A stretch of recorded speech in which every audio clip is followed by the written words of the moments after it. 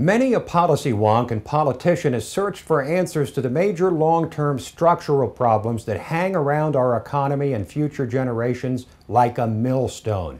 Fixing our dramatically overburdened entitlement system should be job one for the Congress and whoever wins the presidential election this year.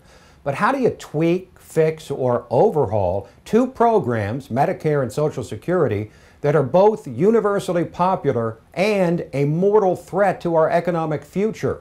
Reforming these programs has long been called, and with good reason, the third rail of politics. Touch 'em and you die.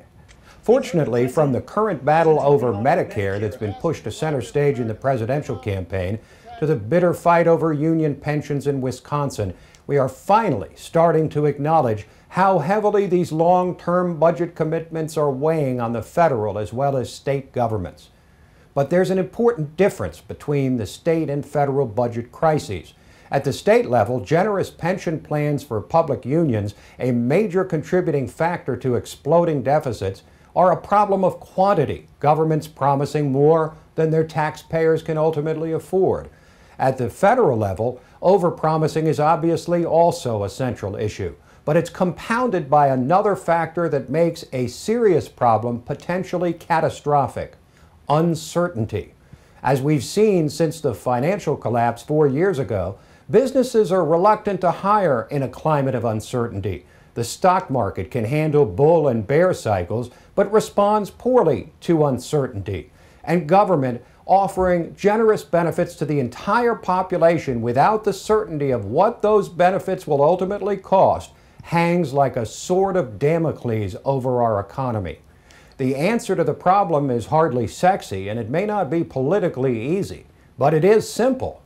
Like more and more businesses in the private economy, we must, as a nation, evolve from defined benefit programs, which offer a fixed set of benefits, to defined contribution programs, which create an individual account for each participant, as in pension or 401k plans.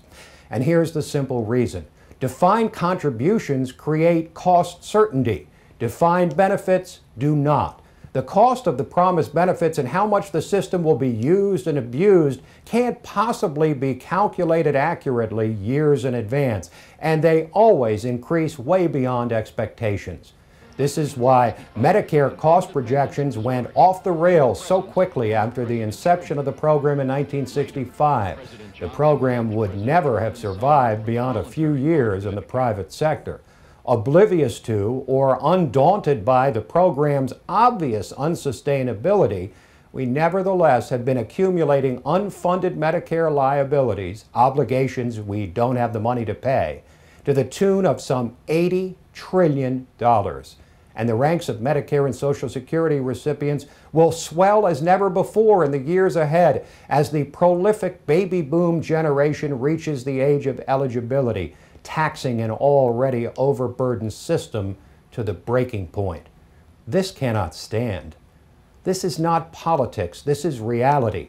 Absent realistic reform based on both scaling back what we promise and centering our treasured entitlement programs around contributions rather than benefits, these programs can come to no good end.